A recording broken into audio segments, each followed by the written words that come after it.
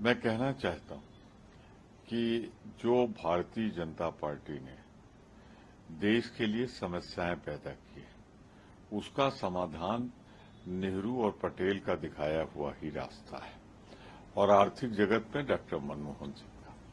कल उन्होंने इकबाल किया, स्वीकार किया कि पंडित जवाहरलाल नेहरू कभी नहीं चाहते थे कि पूर्ण राज्य का दर्जा मिले, पर पूर्ण राज्य और दिए गए अधिकार ये दो अलग अलग चीजें। मैं बधाई दूंगा मिश्रा जी, कम से कम आपने समस्या में जब फंसे आप तो पंडित जवाहरलाल नेहरू को याद किया, उनकी प्रशंसा की, धन्यवाद। परंतु आपसे फिर कहना चाहता हूं, इतने बड़े आदमी का नाम लेकर मिसकोट मत करिए। उन्होंने तो यही कहा था ना कि पूर्ण राज्य का दर्जा लो, एक राजधानी में दो राज्य कैसे हो सकते हैं।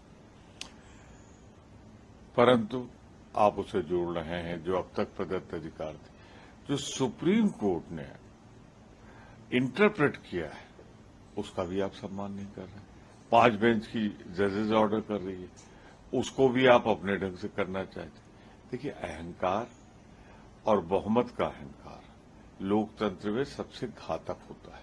आपको, आपकी सरकार को लोकतंत्र में बहुमत के बाद जो अहंकार हुआ है 2024 में साफ हो जाओगे।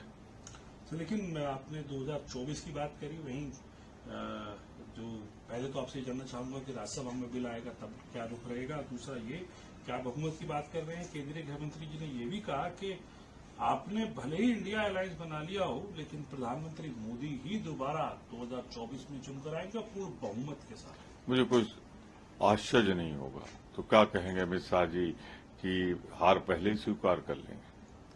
वो आखिरी तक कोशिश करेंगे, लेकिन जब ग्राउंड रियलिटीज देखेंगे तो 200 रुपए का बिकता हुआ टमाटर, महंगाई, बेरोजगारी, भ्रष्टाचार, हर जगह अहंकार के कारण इन्होंने अपनी राजनीतिक मान मर्यादा सब खो दिया है।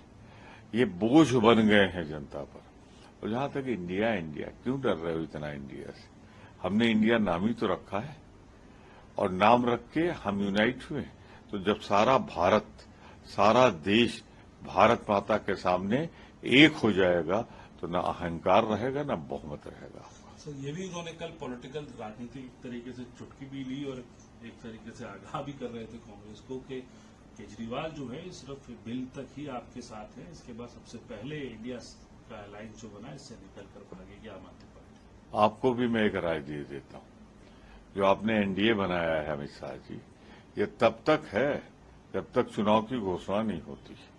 जहां चुनाव की सूचना जारी हुई, ईडी, सीबीआई उसकी डर रहेगी, तो जो पकड़ रखा है आपने ना मकड़जाल, ये मकड़जाल टूट जाएगा और इनमें से बहुत इंडिया में शामिल हो जाएंगे और बहुत से चुनाव के बाद आपको तो ऐसा छोड़ देंगे जैसे गरम कोई चीज हाथ में पकड़ ली हो गलती से, बर्दाश्त करना।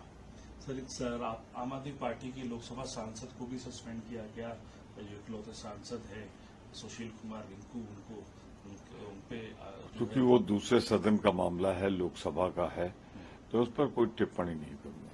मैं संसदीय मर्यादा, स्वतंत्र अभिव्यक्ति का हामीगीर हूं, हमेशा चाहता हूं वो हो मर्यादा के अंदर। आखिरी सवाल राहुल गांधी को लेके, आज सुप्रीम कोर्ट में सुनवाई है उनकी अपील पे। इससे पहले दोनों ही पक्ष, प्रवेश मोदी हूं जो उसमें जो है कंप्लेनेंट हैं, और राहुल गांधी, इन दोनों ने ही एफिडेविट भी सबमिट कर दिया। सबऑर्डिनेट कोर्ट्स ने, हाई कोर्ट ने एक रिकॉर्ड बनाया है। लक्ष्य उनका जैसे लगता है सदस्यता समाप्त करना था। इसीलिए तो देश के इतिहास में इंडियन पिनल कोड में जब से 500 बनी है सेक्शन, तब से पहली बार अब सीआरपीसी में जाके मैक्सिमम सजा दे रहे हैं। इस सजा में अगर एक दिन भी कम हो जाता तो सदस्यता नहीं जाती। जजमेंट में पढ़ रहा था, लक्ष्य ही था सदस्यता समाप्त करना। तो झूठ की नींव पर खड़ी इमारत जो भाजपा ने फैलाई है, उनका एमएलए रहा है ना, उसको सुप्रीम कोर्ट उसकी बधिया उखेड़ देगा और वो एक तरफ ये देखेगा कि मान लीजिए ये फैसला आए 6-7 साल बाद और राहुल जी की झूठे आरोप, डरी हुई भाजपा कर्नाटक का मामला गुजरात में फाइल कर रहे हैं और जिस तरीके से उसने पैरवी बंद कर दी थी फिर पैरवी शुरू कराई। तुम्हारा झूठ का ये घिनौना खेल समाप्त होगा और सुप्रीम कोर्ट सिर्फ पूरी तरह से राहुल गांधी को मुक्त ही नहीं करेगा, वो जन्नाटेदार तमाचा मारेगा, गाल सहला लेना।